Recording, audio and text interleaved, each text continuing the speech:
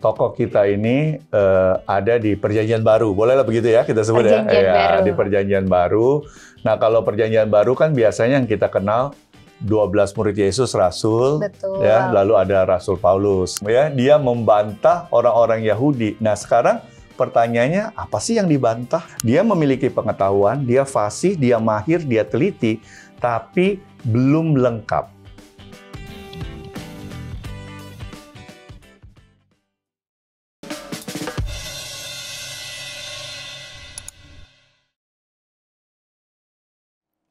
Shalom teman-teman, kembali login di Facebook What's on Your Mind.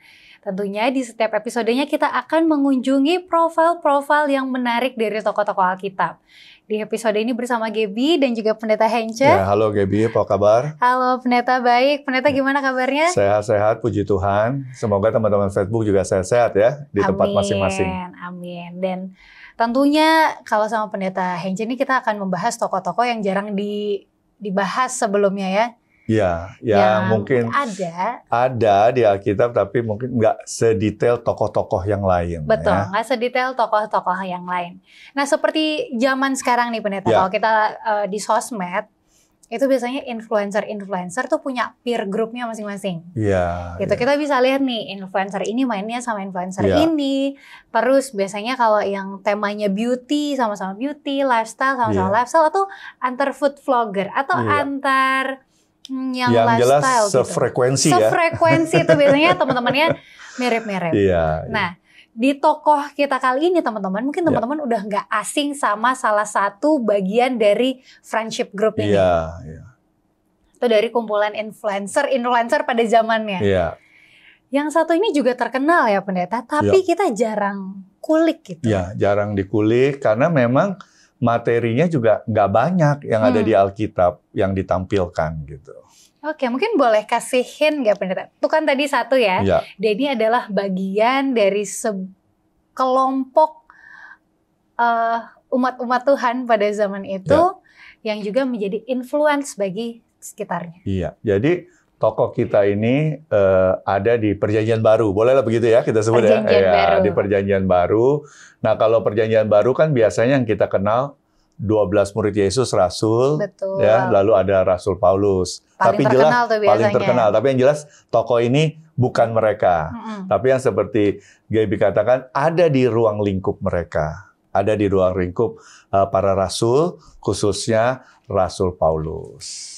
Tapi dia rasul juga bukan Pendeta? Enggak, dia enggak disebut rasul. Mungkin dia lebih tepatnya disebut, kalau zaman sekarang ini ya, mungkin tepatnya disebut Bible instructor kali ya, guru Alkitab lebih tepatnya. Kalau di zaman sekarang kita compare zaman sekarang. Jadi dia bukan rasul. Dia enggak disebut rasul. Ya. Tapi temenan sama rasul. Iya. Duetnya bukan Pendeta? Kalau Alkitab sih secara Alkitab kita enggak lihat pernah ditulis bahwa tokoh kita ini berduet dengan para rasul ya, khususnya Rasul Paulus enggak. Kalau Rasul Paulus kan kita tahu ada tokoh-tokoh Alkitab yang teman duetnya Rasul Paulus seperti Silas, Barnabas. Itu juga bukan kita bahas pada kali ini. Oke, siapa tahu teman-teman yang lagi menyaksikan ini sudah mulai berpikir ke arah sana. Tapi ternyata bukan teman duetnya juga. Bukan teman duetnya Rasul Paulus juga. Tapi Rasul Paulus mengakui dia sebagai rekan sekerja. I see. Yahudi non-Yahudi? Ini menarik ya. Dia orang Yahudi tapi lahirnya di kota bukan di kota Israel, bukan bagian dari Israel. Oke. Iya. Ya, jadi dia orang Yahudi tapi dia lahir tidak di kota misalnya kayak Bethlehem, kota Nazaret, enggak. Boleh di-spill. Dia lahir malah di negeri asing, yaitu dia lahir di tanah Mesir. Wah, luar biasa ya tokohnya ya. Jadi dia orang Israel tapi dia lahirnya di tanah Mesir. Oke, ini menjadi menarik karena dia ini mungkin kayak perantau tapi bukan hanya beda negara, beda budaya juga ya. Iya, mungkin orang tuanya yang perantau ya. Jadi makanya dia lahir di tanah Mesir. Ya. Oke, sudah bisa menebak siapa tokoh kita pada episode kali ini? Makanya stop dulu scrolling sosial medianya. Sekarang kita sama-sama scroll Alkitab di profil yang satu ini. Kita bahas setelah segmen berikut.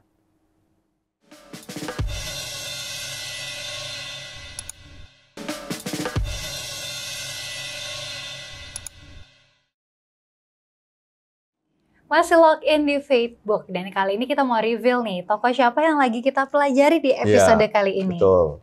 Jadi tokohnya ini namanya kita kenal dalam Alkitab disebut Apolos.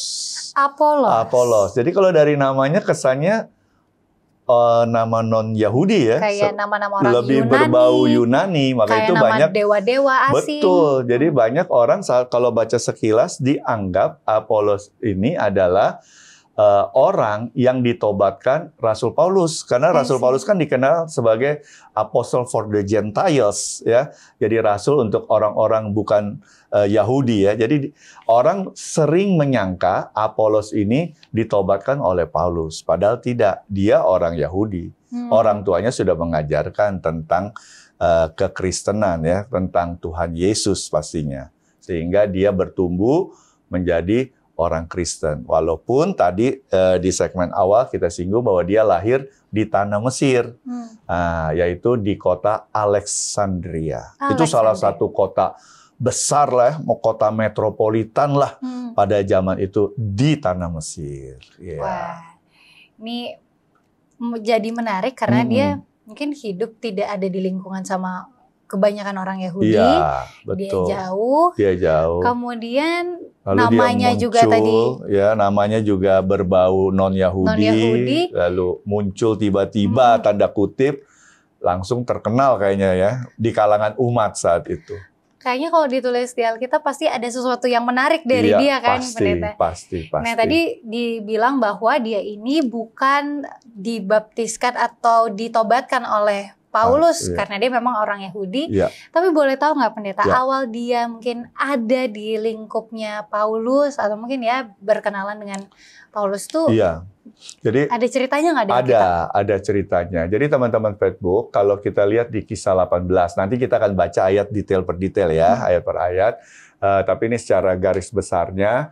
Jadi Apolos ini dikenal oleh Rasul Paulus melalui temannya Rasul Paulus, teman sekerja ya, rekan sekerja di dalam pekerjaan Tuhan ya maksudnya, yaitu suami istri Priscilla dan Aquila. Jadi disitulah dikenal. Jadi jembatannya itu adalah suami istri yang bernama Priscilla dan Aquila. Disitulah Apolos bisa saling mengenal dengan Rasul Paulus. Bahkan Rasul Paulus consider dia diakui sebagai rekan sekerja Rasul Paulus juga nantinya. Oke, makanya tadi di awal nih pembukaan kita adalah ini adalah peers nih. Sekumpulan influencer walaupun nggak duet, tapi mereka sama-sama adalah tokoh-tokoh yang berperan juga pada gereja mula-mula ya Pendeta. Sefrekuensi ya. Sefrekuensi. Nah berbicara tentang Apolos, apa yang Alkitab tuliskan tentang Apolos ini Pendeta? Kita bisa mengenal sosok Apolos lebih jauh lagi. Ya, jadi teman-teman Facebook, memang seperti di awal kita katakan, tokoh ini, Apolos ini tidak terlalu banyak disebut. Kalau kita lihat, mungkin kurang lebih hanya 10 ayat ya yang menyebut nama Apolos. Tapi melalui 10 ayat ini, kita coba ya di episode kali ini untuk mengeksplor, untuk kita tahu siapa Apolos dan juga peranannya. Nah, tadi Gaby sudah singgung di gereja mula-mula, early church. Nah, gereja mula-mula kita ketahui ini adalah salah satu gereja yang paling sukses dalam sejarah gereja. Karena kalau kita baca Kisah Para Rasul pasal 2, pasal 5, itu dikatakan apa?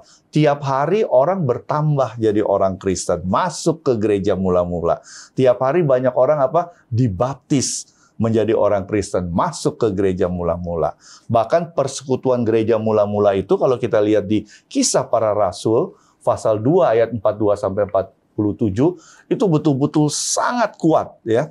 Persekutuannya benar-benar erat, lalu yang didapat jiwa-jiwa baru juga sangat-sangat banyak. Dan Apolos menjadi salah satu tokoh di luar rasul-rasul.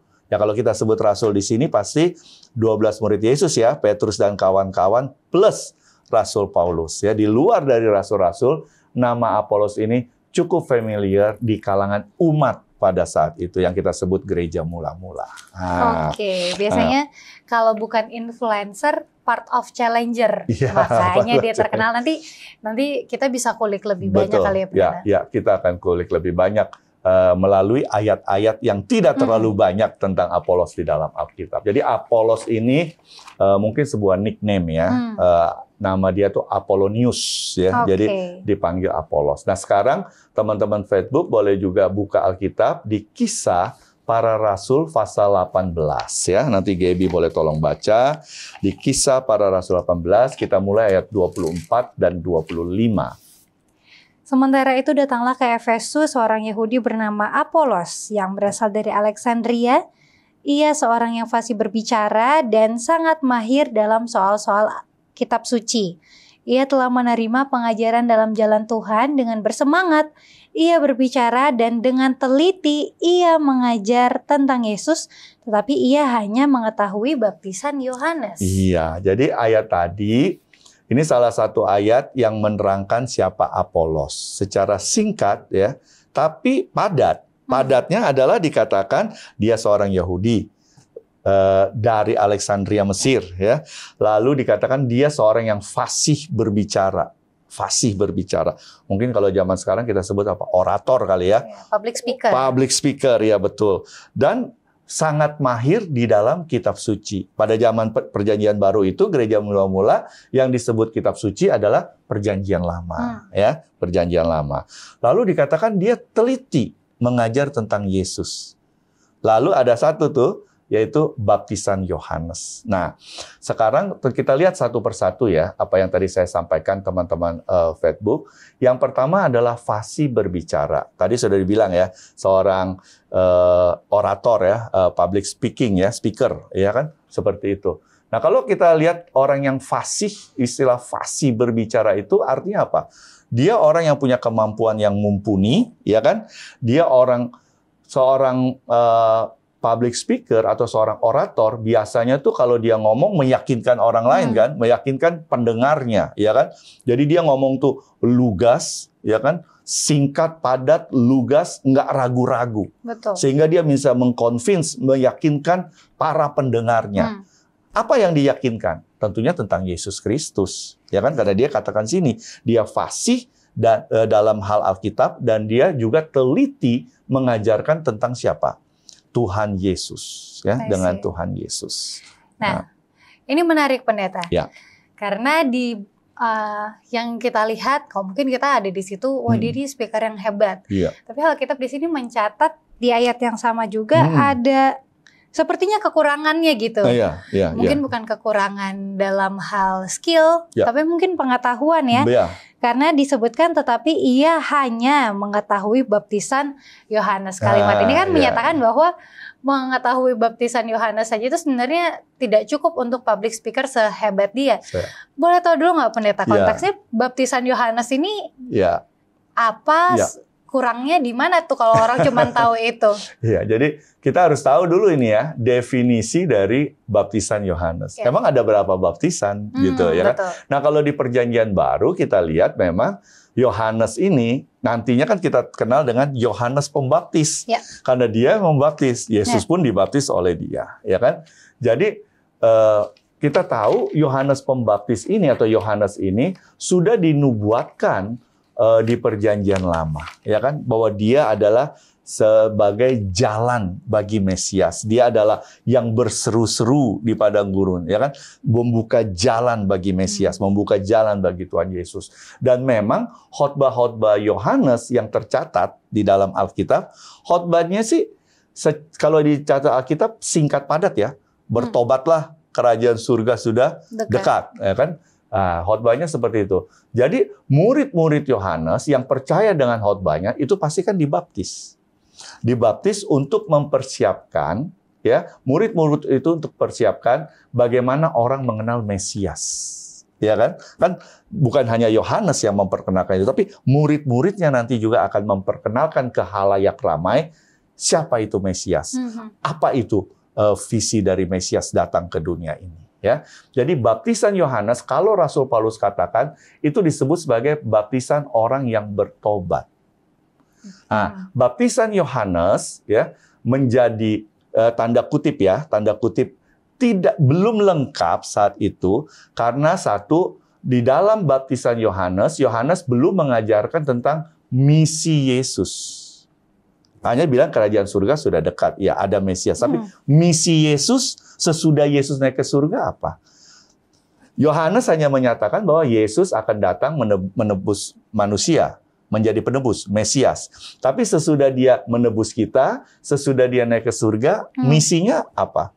Itu kan misi dibawa oleh para rasul. Betul nggak? Dibawa oleh para rasul. Nah, jadi yang disebut baptisan Yohanes, baptisan diselamkan seperti yang Yohanes lakukan kepada Tuhan Yesus dan murid-muridnya, ya. Baptisan diselamkan, kalau Rasul Paulus katakan itu disebut baptisan pertobatan disebut, tetapi baptisan itu tanda kutip ya, tanda kutip saat itu belum lengkap latar belakang orang itu dibaptis karena ada beberapa pelajaran yang belum disampaikan Yohanes Pembaptis. Nah, itulah makanya disebut diidentifikasi baptisan Yohanes. Nah, kita bisa lihat untuk apa yang Gaby tanyakan ini di Kisah Para Rasul pasal 19 ya. Nah, kita lihat coba mulai ayat 3 ya. Ayat 3 sampai ayat 4. Coba boleh tolong dibaca gitu. Lalu kata Paulus kepada mereka, kalau begitu dengan baptisan manakah kamu telah dibaptis? Jawab mereka, dengan baptisan Yohanes. Kata Paulus, baptisan Yohanes adalah pembaptisan orang yang telah bertobat, dan ia berkata kepada orang banyak bahwa mereka harus percaya kepada Dia yang datang kemudian daripadanya, yaitu Yesus. Iya, jadi baptisan Yohanes seperti yang saya sampaikan teman-teman Facebook ya. Baptisannya sudah oke dalam arti diselamkan, ya kan? Percaya Yesus sebagai Mesias, tetapi ada beberapa pelajaran yang belum disampaikan oleh Yohanes saat itu.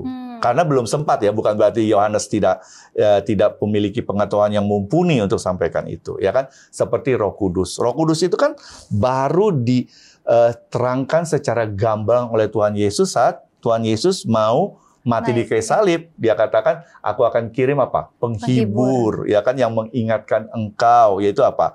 Roh Kudus. Jadi hal-hal seperti itu yang signifikan buat kita sebagai iman orang Kristen itu perlu ditambahkan. Maka dari itu di dalam Kisah Para Rasul 19, orang-orang yang sudah dibaptis dengan baptisan Yohanes, mereka memberi diri mereka dibaptis ulang karena ada beberapa pelajaran yang belum tersampaikan, lalu disampaikan oleh rasul-rasul dan mereka mengerti, mereka percaya. Itu salah satunya tentang apa? Roh Kudus yang belum memang mereka dengar dari Yohanes Pembaptis. Ya. Berarti ini kalau saya bisa simpulkan, Apolos ini juga adalah orang yang mengerti tentang pertobatan itu, message dari Yohanes, juga percaya Yesus adalah Mesias, cuman belum sampai kepada Roh Kudus. Roh Kudus, visi misi Yesus sesudah dia naik ke surga yang dia turunkan kepada murid-murid. Nah, jadi Apolos itu belum sampai ke situ. Maka dari itu coba kita lanjutkan, kita kembali ke Kisah pasal 18. Coba kita lanjutkan di ayat 26 dan 27.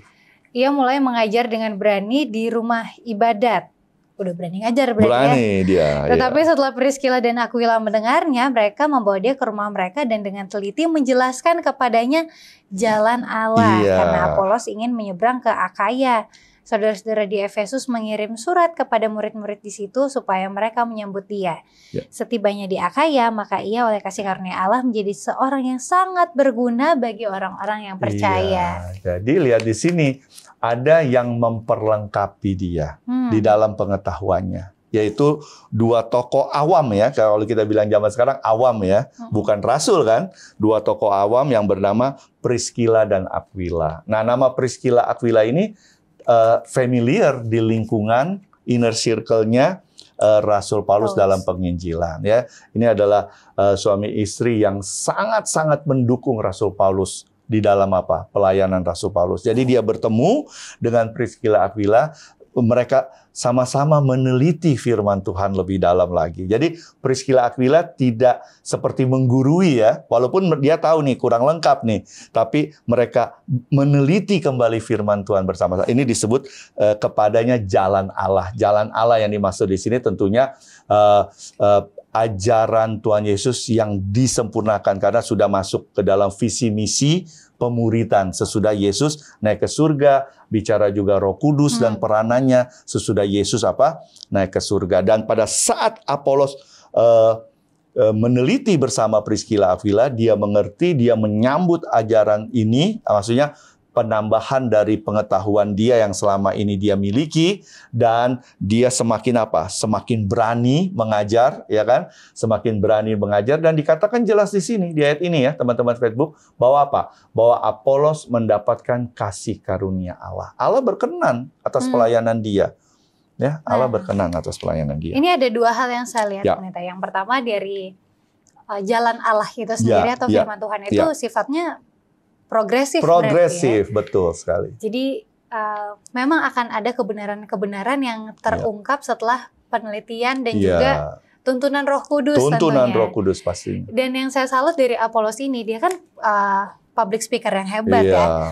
Nggak mudah bagi seseorang yang udah dia teliti lagi baca Alkitabnya. Betul. Pasti dia yakin kan, dan memang disampaikan bahwa dia ini orang yang berani, yakin sama apa yang diajarkan untuk menerima sebuah masukan untuk meneliti Alkitab sama-sama dan menerima progresif kebenaran tersebut. Iya, jadi di dalam kehidupan kita sebagai umat Tuhan yang berkaitan dengan pengetahuan, tadi Gaby sudah katakan, itu ada progresif. Kalau kita sebut itu progressive revelation. Jadi segala sesuatu itu yang ditambahkan saat kita belajar firman Tuhan. Memang menjadi pelajar Alkitab itu pelajar seumur hidup.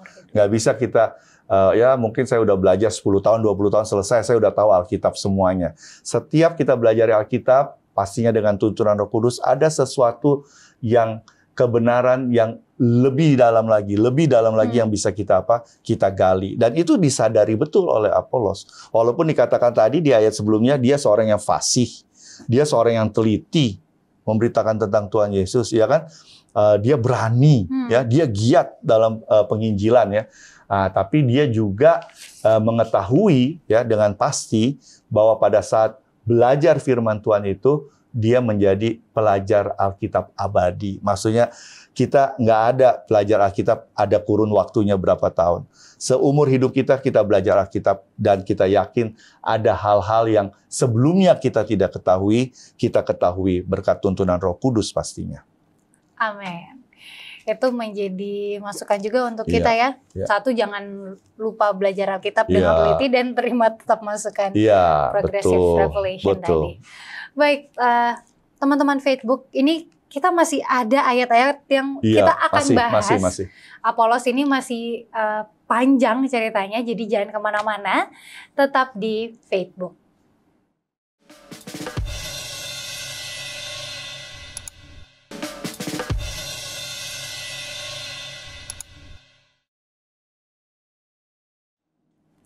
Buat jadi viral, biasanya banyak hal yang bisa kita lakukan ya.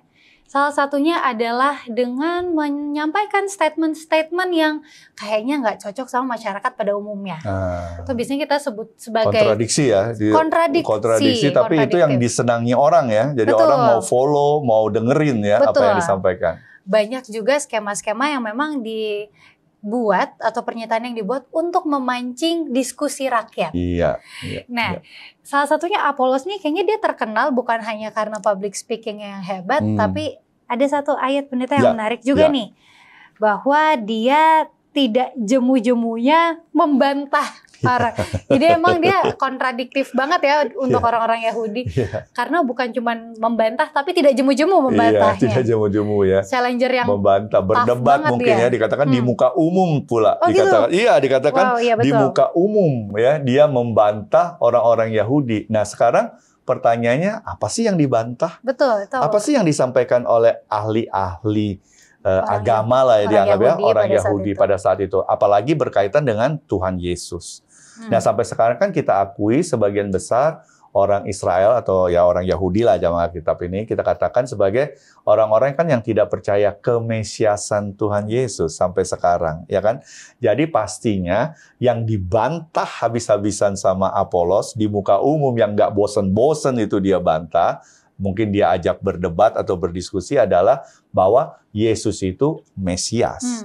Dia mau menyatakan ya dengan tekad yang bulat dari Apolos bahwa Yesus adalah apa? Mesias. Kalau Anda tidak percaya Yesus Mesias, mari kita, mungkin tanda kutip ya, mari kita berdebat atau mari kita berdiskusi. ya. Saya siap untuk berdiskusi dengan Anda yang mempertanyakan kemesiasan Yesus Kristus. Kurang lebih begitu kali kalau zaman sekarang ya. Mungkin ya. Wah, ini kalau Apolos hidup di zaman sekarang, belum lama ada yang viral membicarakan hal itu juga, Pendeta. Kemesiasan Tuhan Yesus. Kita tapi nggak bahas yang sana kita ya. Nggak bahas itu. Cuman Apolos ini akhirnya menjadi sosok yang cukup dikenal, sosok yang cukup besar untuk dia bisa datang dari jemaat ke jemaat, negara ke negara, kota ke kota untuk menyampaikan kabar ini. Tentunya dia punya peran besar, Pendeta, untuk pekabaran Injil. Apalagi peran Apolos dalam perkembangan Injil di saat itu. Jadi tadi yang dibilang Gaby benar bahwa Apolos ini peranannya, walaupun dia mungkin kalau ibarat struktural ya, dia itu di bawah rasul mungkin ya, dia evangelis kan, guru Alkitab. Tetapi karena dia tadi segmen sebelumnya sudah disampaikan di Kisah Para Rasul pasal 18 bahwa Apolos itu fasih berbicara. Berarti kan ya public speaker kan, orang senang dengar dia.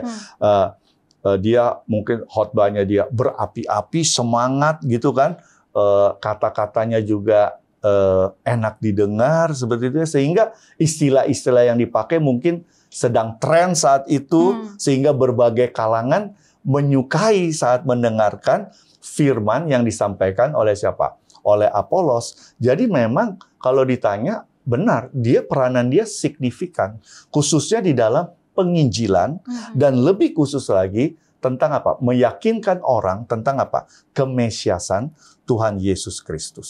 Nah, itu dia peranan yang paling highlight ya, bisa kita lihat dari kehidupan pelayanan Apolos. I see.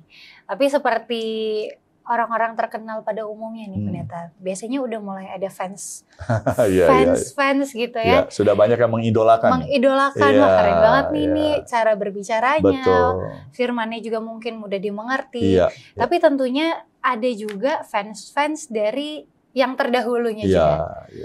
Benar nggak, Pendeta? Kabarnya di antara Apolos dan Paulus ini, mungkin antara fansnya lah ya, atau pengikutnya, itu ada perpecahan di antara mereka. Iya, kalau zaman sekarang kita lihat ya, kalau ada pemusik atau artis ya, bintang film kan ada fans garis keras gitu kan. Dan kadang-kadang public figurnya nggak ada masalah, tapi antar fans yang ribut. Nah, ini terjadi seperti yang Gaby bilang ya. Ini terjadi pada zaman gereja mula-mula ini ya. Para rasul udah pastilah pengikutnya banyak. Tapi pada saat muncul seorang di luar mereka dan fasih berbicara, semangat, ya kan, mahir, sehingga membuat apa? Dan dapat kasih karunia Tuhan, itu yang paling penting ya. Dan membuat banyak orang tanda kutip mengidolakan Apolos ini. Dan ini terjadi betul. Nah, kita bisa buka teman-teman Facebook di kitab 1 Korintus ya, 1 Korintus pasal 3, kita mulai ayat 4 dan 5 ya. 1 Korintus pasal 3 ayat 4 dan 5. Karena jika yang seorang berkata, aku dari golongan Paulus, dan yang lain berkata, aku dari golongan Apolos, bukankah hal itu menunjukkan bahwa kamu manusia duniawi yang bukan rohani? Jadi apakah Apolos, apakah Paulus, pelayan-pelayan Tuhan yang olehnya kamu menjadi percaya? Masing-masing menurut jalan yang diberikan Tuhan kepadanya. Ini terjadi nih fenomena yang mungkin terjadi sekarang antar public figure, terjadi juga pada zaman itu ya. Dan tepatnya terjadinya di jemaat Korintus. Ya, pada zaman gereja mula-mula, zaman rasul-rasul, jemaat Korintus ini salah satu jemaat terbesar di luar jemaat Efesus ya, atau di jemaat Roma, di kota Roma ya. Jadi ini salah satu jemaat terbesar, dan Rasul Paulus sangat menaruh perhatian dengan perkembangan rohani, pertumbuhan gereja di Korintus. Dan dia mendapat kabar, makanya dia tulis surat ke Korintus itu, bahwa sekarang di jemaat Korintus terjadi perpecahan. Bukan antara Paulus dan Apolos, bukan karena ajaran Paulus dan Apolos berbeda, tetapi terjadi perpecahan di antara jemaat yang mengidolakan yang dia suka. Ada yang bilang golongan Paulus, ada yang bilang golongan Apolos. Makanya karena mendengar situasi ini dan sudah mengarah ke perpecahan, sehingga Paulus perlu menulis surat ini dan mengatakan bahwa nggak ada itu. Siapa itu Apolos? Siapa itu Paulus? Semuanya adalah siapa? pelayan Tuhan. Jadi jangan dikotak-kotakan gitu loh. Ya, pekabarannya sama, misinya sama, ya. Tapi kenapa harus dikotak-kotakan? Nah, itulah terkadang kita manusia mungkin kita yang secara manusia mungkin normal kali ya, manusiawi ya, saat kita lebih suka mendengarkan si A yang berbicara daripada si B yang berbicara, daripada si C yang bicara. Walaupun yang disampaikan sama, firman Tuhan, ya. Tetapi ya itu hal yang manusiawi, tapi kalau sudah mulai mengkotak-kotakan dalam arti saya hanya mau mendengarkan firman Tuhan dari A aja, saya nggak mau B, C, D yang lainnya. Nah, itu sudah menjadi apa? Sudah menjadi salah. Betul. Karena hal itu dikatakan mengarah kepada apa? Perpecahan. Sehingga Paulus perlu katakan, siapa itu Apolos? Siapa itu Paulus? Nggak ada apa-apanya. Yang ada adalah apa? Mereka adalah para pelayan Tuhan. Betul. Nah, ditunjukkannya begitu ya. Menarik juga nih ya kata-kata dari Paulus ya pada saat itu. Paulus karena ini ya. Seharusnya yang di-highlight itu firman Tuhan yang berasal dari Tuhan. Iya, bukan orang yang membawakannya. Iya, betul. Oke, ini juga menjadi pengingat juga ya bagi kita umat-umat Tuhan, pelayan-pelayan Tuhan juga ya Pendeta. Benar. Karena kita ini harus sadar kita ini alat. Ya, kita ini adalah alat yang sederhana. Kita harus sadari ya teman-teman Facebook, apalagi yang menjadi para pelayan Tuhan, kita harus ingat bahwa kita ini adalah alat yang sederhana. Ingat, alat yang sederhana. Yang luar biasa, yang hebat itu adalah Tuhannya. Kita ini alat sederhana. Saking sederhananya kita, sehingga kita memerlukan kasih karunia Tuhan dalam pelayanan. Amin. Sehingga kita bisa Tuhan pakai lebih dan lebih hanya untuk kemuliaan Tuhan, bukan kemuliaan nama kita, tapi kemuliaan Tuhan. Nah, ini selain menyadari bahwa kita ini adalah alat Tuhan, satu hal yang menarik tadi sempat Pendeta singgung juga bahwa Paulus ini menganggap Apolos ya satu bukan saingannya seperti yang fans-fansnya bilang, tapi adalah rekan sekerja dari Paulus. Berarti mereka ada kerjasama di antara mereka. Iya, rekan sekerja dalam arti memberitakan hal yang sama, visi yang sama untuk umat Tuhan tentang kedatangan, khususnya tentang kedatangan Yesus yang kedua kali kan yang pertama udah menebus Mesias, itu yang diyakinkan terus tuh kan. Nah, sekarang yang kedua adalah tentang bagaimana persiapan umat Tuhan saat Yesus datang kedua kali nanti. I see. Nah, ada satu ayat yang menarik juga Pendeta di 1 Korintus 3 tadi ya. Aku menanam, Apolos menyiram, tetapi Allah yang memberi pertumbuhan. Ya, jadi teman-teman Facebook, kita bisa lihat di sini, Rasul Paulus adalah orang yang cerdas juga rendah hati. Ini bisa kita lihat dari jawabannya, menggambarkan pelayanan dia dengan Apolos, ya kan? Ada yang aku menanam, Apolos menyiram. Itu kan berarti apa? Dua-duanya memiliki peranan yang penting, sama pentingnya, sejajar, ya kan? Kalau ada sesuatu yang ditanam, tapi nggak ada yang siram, mati juga tanaman itu. Lalu apa yang mau disiram? Kalau nggak ada yang nanam, ya. Tapi Rasul Paulus underline di sini bahwa apa? Bahwa yang memiliki pertumbuhan itu adalah siapa? Allah. Jadi dalam hal ini pekerjaan Tuhan itu yang paling besar, yang paling berkuasa, yang paling signifikan mengambil peranan dalam pekerjaan ini adalah siapa? Allah. Tuhan Allah sendiri. Jadi memang luar biasa Rasul Paulus menganalogikan menanam dan menyiram untuk menggambarkan kinerja dari dirinya dan juga apa? Apolos di dalam pelayanan. Ya, betul.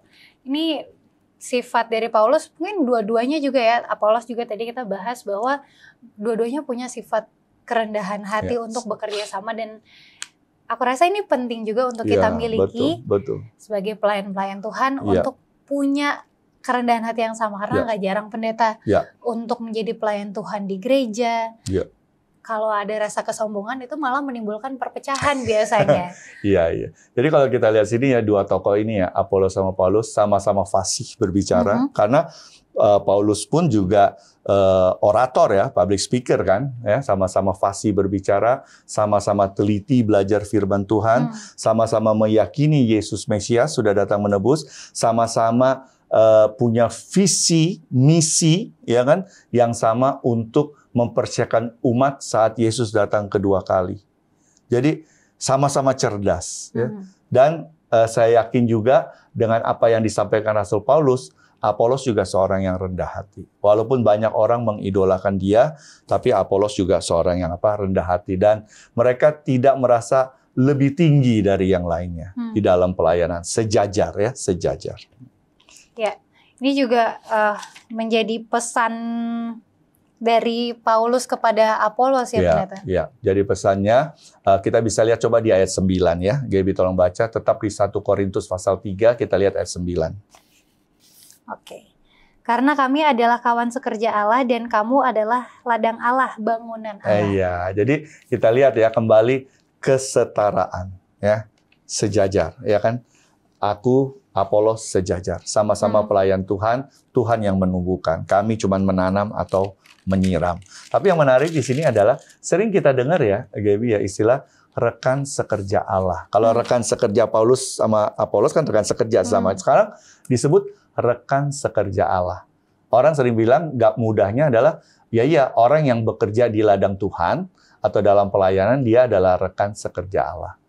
Saya bilang nggak, kalau saya secara pribadi nggak sesederhana itu. Banyak orang yang bekerja di ladang Tuhan atau dalam pelayanan, melayani, tapi dia belum tentu rekan sekerja Allah. Kenapa? Itu dia. Rekan sekerja Allah adalah orang yang rela berkorban dan kehilangan segala sesuatu untuk menjalani atau memenuhi misi Allah. Banyak orang mungkin melayani nggak mau kehilangan apa-apa. Ya kan, dia nggak mau kehilangan apa-apa, mungkin dia nggak mau waktunya terbuang banyak, dia nggak mau kehilangan lah, pokoknya dia nggak mau kehilangan, dia nggak rela berkorban. Dia mau orang lain yang di sekitar dia yang berkorban gitu loh, di dalam pelayanan, dia nggak perlu berkorban. Jadi rekan sekerja Allah, kalau disebut rekan sekerja Allah, ini definisinya, yaitu orang-orang yang bekerja di ladang Tuhan, tapi mereka rela berkorban, bahkan rela kehilangan segala sesuatu untuk memenuhi misi Tuhan itu. Dan itu terjadi dalam kehidupan Apolos, itu terjadi dalam kehidupan 12 rasul, itu terjadi dalam kehidupan Paulus, dan mungkin tokoh-tokoh seperti Priscilla, Aquila, Barnabas, Silas, Titus, Timotius, Lois, Yunis, yang nama-namanya disebut ya di Perjanjian Baru. Karena kita kebetulan bahas Apolos ya, jadi kita bicara Perjanjian Baru. Ya. Itu orang-orang disebut rekan sekerja Allah. Bukan cuma sekedar datang melayani enggak. Tapi memang orang-orang yang rela berkorban, ya korban waktu, korban tenaga, pikiran, ya, juga mungkin korban harta, begitu ya, untuk memenuhi misi Allah. Itulah makanya Rasul Paulus sering katakan apa? Kerjasama, ya kan? Ada orang yang mungkin bisa merelakan waktu, ada orang yang bisa merelakan tenaga, ada orang yang bisa merelakan pikirannya, ada orang yang merelakan apa yang harta yang dia miliki, tapi semuanya menjadi apa? Menjadi satu kesatuan. Nggak ada yang satu lebih tinggi dari yang lain, semuanya sejajar. Kenapa? Karena yang satu menanam, yang satu menyiram. Itu kan bentuk kerjasama. Sedangkan yang punya adalah siapa? Tuhan Allah sendiri yang apa? Yang menumbuhkan. Amin. Ini kita bisa lihat satu sifat Allah lagi ya. Sebagai ya. CEO kalau saya mau gambarin di perusahaan-perusahaan yang bisa aja sikut-sikutan aja, kita biasanya berusaha keras untuk mencapai target perusahaan ya. Tapi mungkin ini lebih kepada services yang sifatnya rescuing. Bayangkan kalau misalnya kita tidak bekerja sama dengan baik, mungkin orang-orang yang mau kita selamatkan nggak jadi selamat gitu. Karena melihat contohnya pemadam kebakarannya berantem sendiri atau saingan sendiri. Well, mungkin di sini kita diingatkan kembali, terima kasih Pendeta, kita adalah kawan sekerja, sama-sama kawan sekerja, juga kawan sekerja, rekan sekerja Allah. Setelah ini kita tentunya akan menarik kesimpulan dan pelajaran untuk kita bawa pulang dan kita terapkan dalam kehidupan masing-masing. Jangan kemana-mana, tetap di Facebook.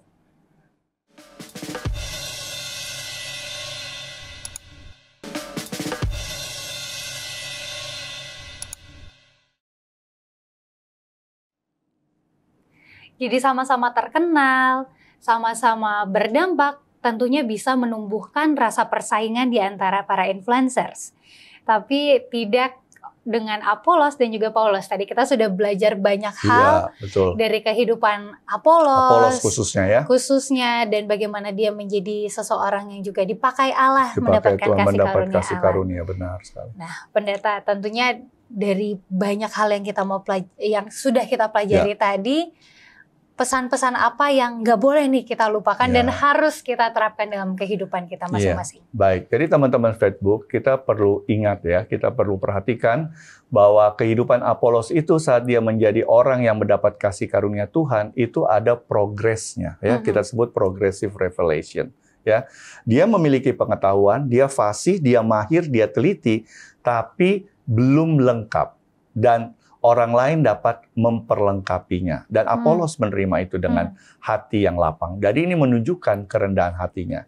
Tidak salah, di dalam 1 Korintus 4 ayat 6, Rasul Paulus kembali menggarisbawahi siapa Apolos dengan mengatakan, saudara-saudara, kata-kata ini aku kenakan pada diriku sendiri dan pada Apolos, karena kamu supaya dari teladan kami, kamu belajar apa artinya ungkapan, jangan melampaui yang ada tertulis, supaya jangan di antara kamu yang menyombongkan diri dengan jalan mengutamakan yang satu daripada yang lain. Apa yang digambarkan Rasul Paulus dengan jelas di dalam pelayanan? Tidak ada yang lebih tinggi satu dengan yang lain. Semuanya sejajar, semuanya kerjasama. Ada yang menanam, ada yang menyiram. Tetapi yang paling utama adalah peranan Allah yang menumbuhkan.